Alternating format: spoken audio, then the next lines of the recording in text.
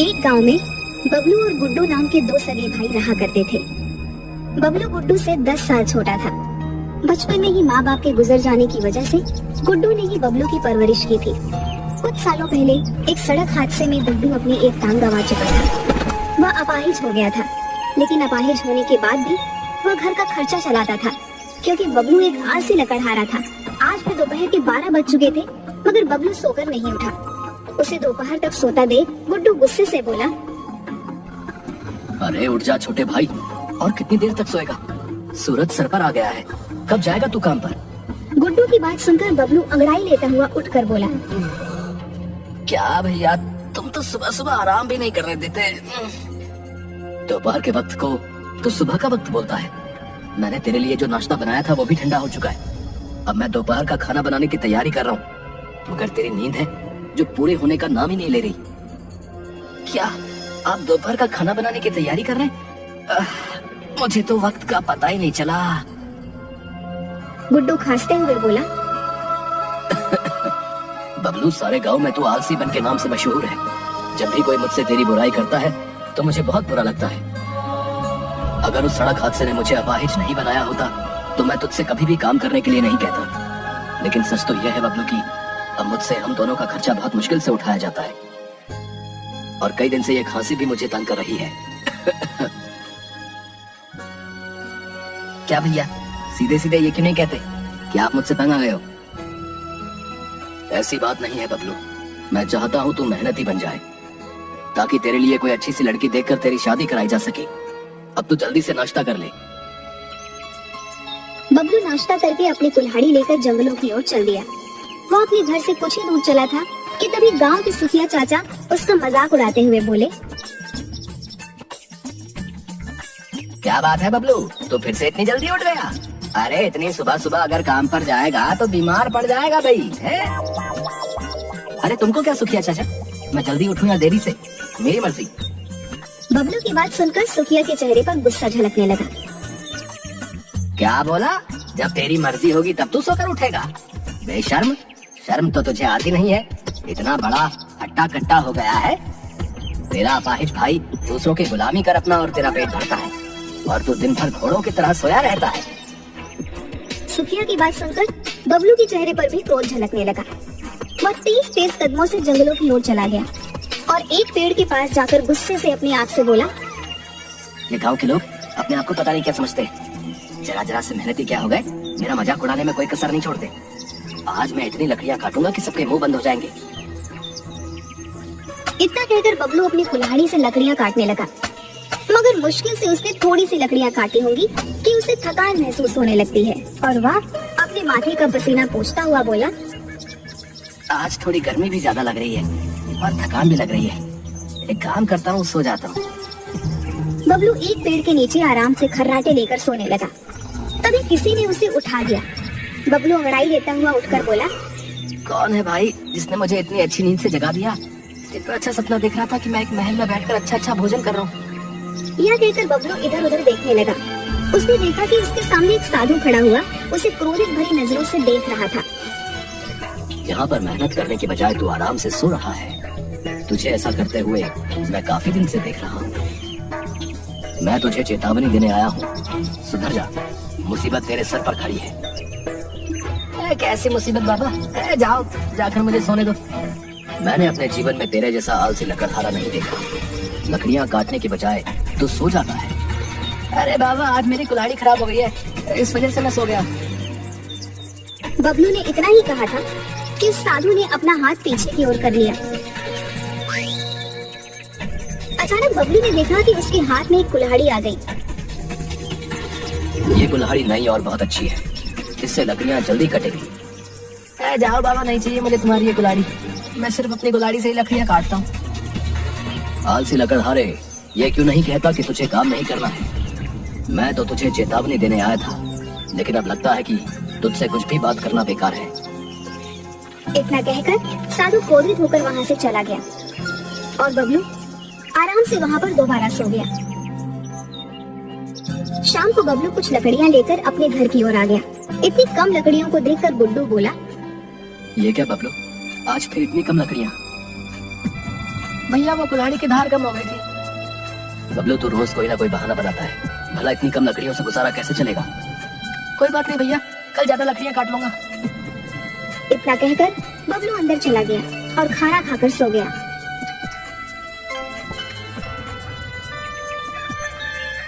अगले रोज वो अपनी आदत के मुताबिक दोपहर में ही उठा और हमेशा की तरह पेड़ के नीचे जाकर सो गया। ऐसा कई दिन तक चलता रहा।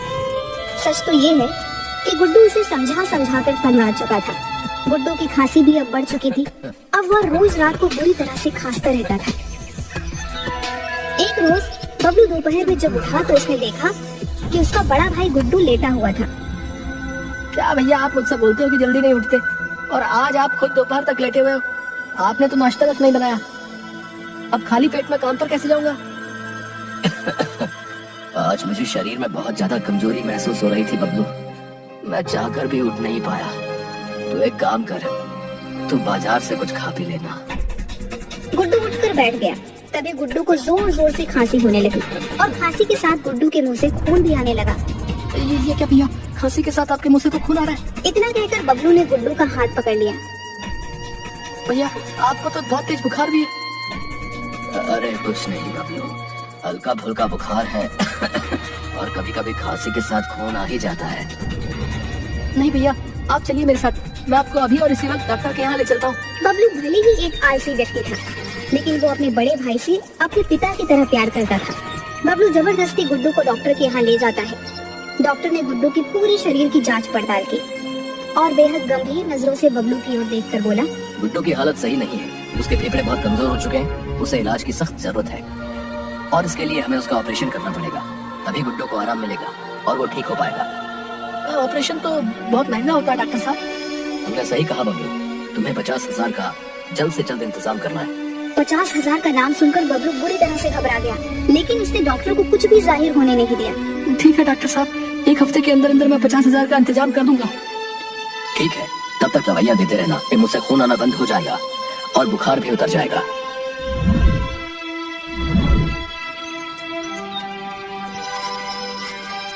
बबलू गुड्डू को घर ले आया। अब उसे अपने आलस बनने पर बहुत गुस्सा आ रहा था।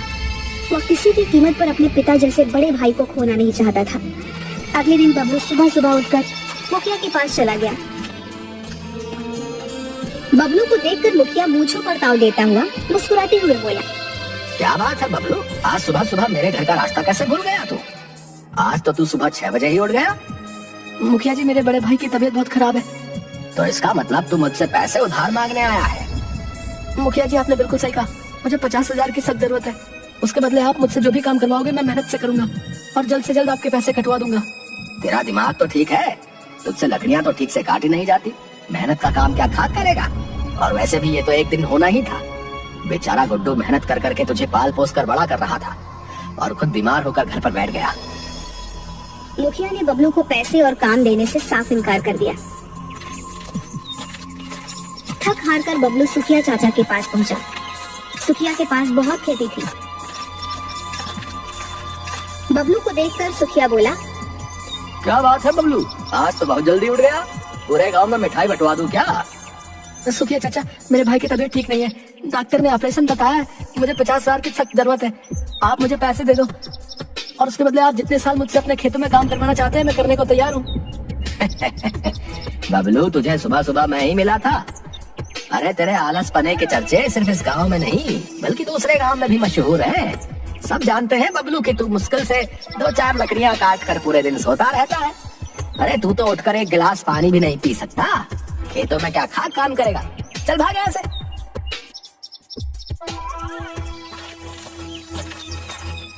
बबलू रोता हुआ उदास अपनी कुल्हाड़ी लेकर जंगल की ओर चला आया और एक पेड़ के पास जाकर लकड़ियां काटने लगा। बबलू ने 3 घंटे बगैर रुके लगातार लकड़ियां काटी और अपने आप से रोते हुए बोला, अब मैं क्या करूं? अगर मैं सारा दिन मेहनत से काम करता रहूं तब भी मैं 50,000 रुपए नहीं जोड़ पाऊंगा। मैं अपने भाई का ऑपरेशन कैसे करवा पाऊंगा? काश मैं आलसी नहीं होता तो आज मुझे किसी के सामने हाथ फैलाने की जरूरत नहीं पड़ती। भैया सही कहते थे कि मेरा ये आलसी पर मुझे एक दिन बहुत बड़ी मुसीबत में फंसवाएगा। तभी उसके कानों में उसी साधु की आवाज टकराई। मैंने तुझसे कहा था ना कि मुसीबत तेरे सर पर मंडरा रही है, लेकिन तूने मेरी बातों को मजाक में उड़ा दिया। बबलू ने देखा कि उसके सामने वही साधु खड़ा हुआ था जो कुछ समय पहले उसे चेतावनी देकर गया था। आपने सही कहा था पापा, मैं वाकई बहुत बड़ी मुसीबत में फंस गया हूँ। मेरे भैया की तबीयत सही नहीं है। डॉक्टर ने 50,000 का इंतजाम करने को बोला है। मैंने हर गांव में हर किसी से मदद मांगी, मगर सबने मेरी मदद करने से साफ इनकार कर दिया। इस दुनिया में कोई किसी की बेवजह मदद नहीं करता बबलू। उन्होंने तेरी मदद इस वजह से नहीं की क्योंकि तू एक आलसी व्यक्ति है। उनको डर है कि कहीं उनके पैसे फंस ना जाए। अब तू अगर किसी के सामने मेहनत की बात करेगा तो लोग तो तेरा मजाक उड़ाएंगे ही ना। आपने बिल्कुल सही कहा बाबा, लेकिन अब मैं क्या करूं? अब वाकई अब अंदर से बदल गया हूं। मैं अपने भैया को बहुत चाहता हूं। उन्होंने मुझे कभी भी माँ और पिताजी की कमी महसूस नहीं होने दी। और मैं कितना निकम्मा भाई हूं जो अपने भाई का इलाज तक नहीं करा सकता। इतना कहकर रोते हुए बबलू फिर से लकड़ियां काटने लगा। साधु ने देखा कि बबलू अच्छी खासी लकड़ियां काट चुका था। साधु के होठों पर एक रहस्यपूर्ण मुस्कुराहट आ गई। उसने अपना हाथ पीछे किया और उसके हाथ में एक कुल्हाड़ी आ गई। ये ले, इससे लकड़ियां काट। क्या फर्क पड़ता है? क्या फर्क पड़ता है ये तुझे कुछ समय बाद समझ आएगा। बबलू ने वो कुल्हाड़ी उस साधु के हाथ से ले ली और साधु मुस्कुराते हुए वहाँ से चला गया। बबलू उस कुल्हाड़ी से लकड़ियां काटने लगा, मगर बबलू ने देखा कि वह कुल्हाड़ी हल्के से प्रहार से ही लकड़ी को चीर के रख देती थी। अरे वाह, ये कुल्हाड़ी तो कमाल है। मेरे इतने धीरे से मारने पर भी लकड़ी के 2 टुकड़े कर दिए। अब तो मैं जल्दी जल्दी लकड़ियां काट कर बेच सकता हूँ। बबलू को बहुत कम मेहनत करनी पड़ रही थी। देखते ही देखते उस दिन बबलू ने बहुत सी लकड़ियां काट दी और उन्हें बाजार में बेच कर आ गया। बबलू को उसी दिन 5,000 रुपए की बोनी हुई। बबलू खुश होकर अपने आप से बोला, ऐसे तो मैं कुछ दिन में ही 50,000 रुपए का इंतजाम कर लूंगा। अब कल से मैं और दुगना काम करूंगा ताकि मैं भैया का जल्द से जल्द ऑपरेशन कराकर उनका इलाज करा सकूं। अगले दिन बबलू सुबह 5 बजे ही जंगल पहुंच गया। आज से मैं सुबह सुबह ही सूखे हुए पेड़ ढूंढकर लकड़ियां काटना शुरू कर दूंगा। बस भाई एक बार ठीक हो जाए, आराम तो तब भी कर लूंगा। हाँ। और शाम तक लकड़ियां काटता रहा और उन लकड़ियों को बेच आया। पर उस दिन लकड़ियों की बिक्री 15,000 रुपए की हुई। 3-4 दिनों के अंदर ही बबलू के पास 50,000 आ गए। बबलू तुरंत अपने बड़े भाई को डॉक्टर के पास लेकर चला गया और 50,000 रुपए डॉक्टर के हाथ में रखकर बोला, ये लो डॉक्टर साहब, पूरे 50,000 रुपए। अब जल्दी से जल्दी मेरे भैया का ऑपरेशन करके उन्हें सही कर दो। ये तुमने बहुत अच्छा किया बबलू। अब तुम्हारे भैया बहुत जल्दी सही हो जाएंगे। डॉक्टर ने गुड्डू को ऑपरेशन कर दिया और देखते ही देखते गुड्डू कुछ ही दिनों में तंदुरुस्त हो गया और बबलू ने भी तब तक बहुत पैसे कमा लिए थे। मेरे भाई की मेहनत और कमाई से आज मैं ठीक हुआ हूँ। इससे ज्यादा खुशी मुझे कभी नहीं मिल सकती भाई। धन्यवाद। ये कैसी बातें कर रहे हैं भैया आप? ये तो मेरा सौभाग्य है कि मैं आपके काम आ सका और आपके साथ से ही ये संभव हुआ है जब मुझ जैसा आलसी इंसान काम करने लगा। मेरे भाई, अब तुम मेहनती हो गए हो। शहर में एक अच्छी सी दुकान देखकर वहाँ अपना फर्नीचर का काम जमा लो। जैसा आप कहो भैया। अब उसने शहर में एक फर्नीचर की दुकान भी खोल ली थी, लेकिन वह अभी भी रोज लकड़ियां काटने जाता था। एक रोज वो लकड़ियां काट रहा था कि तभी वह साधु वहाँ पर आ गया। उस साधु को देखकर बबलू उसके पैरों पर गिरकर बोला, ये आपकी उस कुल्हाड़ी का ही चमत्कार था साधु महाराज कि मेरे घर के हालात सही हो गए।